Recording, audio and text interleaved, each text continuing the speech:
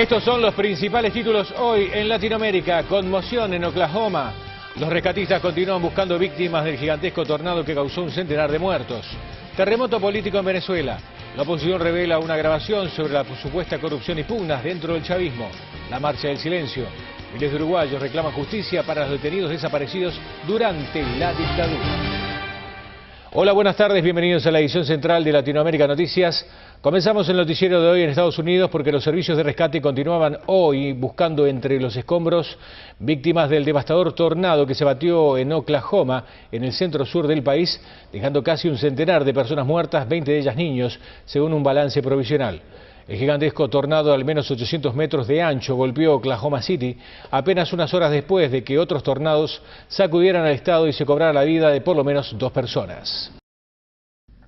Al menos 91 personas, 20 de ellas niños, han muerto en Oklahoma City, en el centro sur de Estados Unidos, a causa de un gigantesco tornado que ha dejado también 145 heridos de diversa gravedad, 70 de ellos menores. Con vientos de hasta 320 kilómetros por hora y más de 3 kilómetros de diámetro, el tornado de categoría EF4, la segunda máxima según el Centro de Predicción de Tormentas, estuvo en acción unos 40 minutos en los que recorrió 32 kilómetros, durante los cuales arrasó con todo lo que encontró a su paso. Entre los edificios más afectados se cuentan un cine, un hospital y 2 colegios, entre ellos la Escuela Elemental Plaza Towers, donde las autoridades buscan todavía a 24 de sus alumnos. Estos días, fuertes tormentas de las que emanan los tornados afectan a la región central de Estados Unidos y la alerta de las autoridades se extiende desde Texas por el sur hasta la zona de los Grandes Lagos.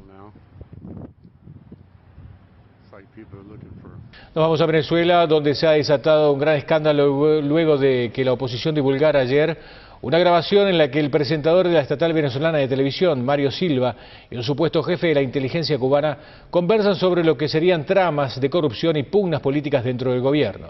El diputado Ismael García fue el encargado de hacer la presentación del audio en el que se evidenciaría una conspiración dentro del chavismo contra el presidente Nicolás Maduro, dirigida por el presidente de la Asamblea Nacional, Diosdado Cabello. La oposición venezolana divulgó este lunes una grabación en la que un conocido comentarista de televisión chavista y un supuesto jefe de la inteligencia cubana conversan sobre lo que serían tramas de corrupción y pugnas políticas dentro del gobierno y pidió que se investigue lo allí mencionado. La conversación es atribuida por la oposición a Mario Silva, conductor del programa nocturno de opinión La Hojilla, que transmite la estatal venezolana de televisión BTV, y a Aramis Palacio, identificado como un alto jefe del G2 cubano. Según la oposición, el diálogo se habría producido poco después de las elecciones del 14 de abril, en las que el hoy presidente Nicolás Maduro obtuvo una ventaja de menos de 1,5 puntos sobre el opositor Enrique Capriles, que no reconoce los resultados y ha impugnado los comicios ante la justicia. En una primera reacción a través de Twitter, Silva describió la grabación divulgada por la oposición como un muy buen montaje del Mossad israelí junto con la CIA estadounidense y del cual dijo tener pruebas. En la grabación de casi una hora, Silva menciona desde una conspiración militar contra Maduro hasta una maquinaria corrupta supuestamente dirigida por el diputado oficialista Diosdado Cabello, actual presidente de la Asamblea Nacional. Silva, quien protagoniza casi un monólogo frente a un palacio al que apenas se lo escucha, habla de fuertes rumores al interior del gobierno de que el propio ministro de Defensa, el almirante Diego Molero, estaría detrás de un plan para dar un golpe contra Maduro. El diputado opositor Ismael García, que presentó a la prensa la grabación, opinó que en ella se evidencia la pelea a cuchillo que hay en el gobierno entre Diosdado Cabello y el señor Nicolás Maduro. Afirmó que la conversación, cuya procedencia no precisó, aunque aseguró que fue el propio Silva quien la grabó, será entregada a la Fiscalía General y a la Contraloría con la esperanza de que se investigue. Cambiamos de tema para contarles que el exdictador argentino Jorge Rafael Videla murió a causa de las fracturas internas y posterior hemorragia que sufrió por una caída mientras se duchaba en la cárcel donde cumplía cadena perpetua por delitos de lesa humanidad. Esto lo reveló un informe preliminar de la autopsia. Videla, de 87 años, fue hallado sin vida el pasado viernes en su celda de la penitenciaría de Marcos Paz. Las pericias forenses determinaron que 5 días antes el ex general había sufrido una caída mientras se duchaba, lo que le provocó fracturas en el pubis y en una de sus costillas. El reporte agregó que las heridas causaron una hemorragia interna que derivó en un paro cardíaco. Su familia tendría la intención de enterrarlo en el cementerio de la localidad de Mercedes, localidad al norte de la capital, pero la inhumación de los restos del expresidente de facto podría demorarse aún varios días. Y a propósito de dictaduras en el cono suramericano, culminamos este primer bloque en Uruguay, donde continúa la lucha contra la impunidad en la relación a los casos de detenidos desaparecidos durante el último régimen militar.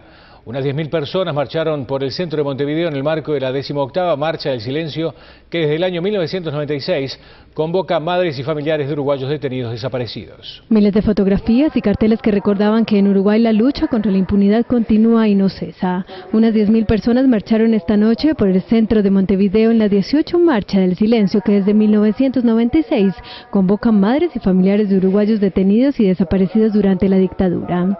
La fecha elegida se debe a que el 20 de mayo de 1976 fueron asesinados en Buenos Aires, donde se habían exiliado los legisladores uruguayos Selmar Michelini y Héctor Gutiérrez Ruiz, junto con los militantes Tupamaro, Rosario Barredo y William White Law, en casos nunca aclarados.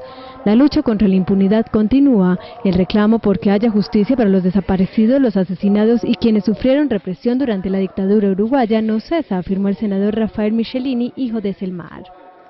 Sino por lo que es la lucha contra la impunidad que se armó en el Uruguay y porque haya justicia para todos, para los desaparecidos, para los asesinados y para todos los que sufrieron la represión en carne propia de la dictadura uruguaya.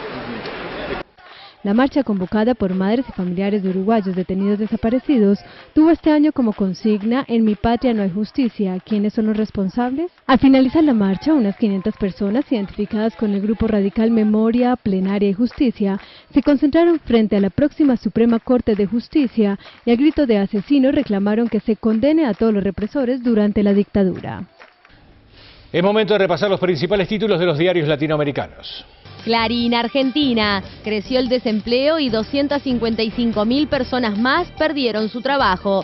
En 3 meses se perdieron 255.000 puestos de trabajo, lo informó el INDEC. La desocupación trepó a 7,9% y en algunas ciudades ya supera el 10%. La gente sin trabajo llega a 1,3 millones. La construcción y el sector inmobiliario los más castigados. La Razón, Bolivia. Organizaciones sociales se movilizan, el diálogo sigue. El gobierno y la Central Obrera Boliviana COB reanudaron ayer desde las 11:45 el diálogo sobre la reforma de la ley de pensiones. Sectores sociales afines al movimiento al socialismo más se movilizaron en 4 capitales para apoyar al denominado proceso de cambio. Folha de Sao Paulo, Brasil. Congreso del país es ineficiente, critica presidente del STF. Para Joaquín Barbosa, partidos de mentirita fragilizan al legislativo. Enrique Alves dice que frase fue irrespetuosa. El Tiempo, Colombia. Reparación de víctimas de Bacrim se abre paso. Un juez agrario ordena por primera vez la restitución de tierras en un caso que involucra a los surabeños. El Comercio, Ecuador. El nuevo desafío para la televisión local son las aplicaciones digitales. En 5 años, la televisión digital en Ecuador permitirá a los usuarios, entre otras cosas, conocer alertas de emergencias en caso de que exista un desastre natural, como lo ocurrido en Japón. Y tras la pausa, Morales quiere quedarse. El presidente de Bolivia podrá presentarse a una segunda reelección. Visita en el Gigante. La ministra española anuncia que su país competirá en licitaciones para construir un tren de alta velocidad en Brasil. Además, llegan los deportes a Latinoamérica Noticias. Quédese con nosotros.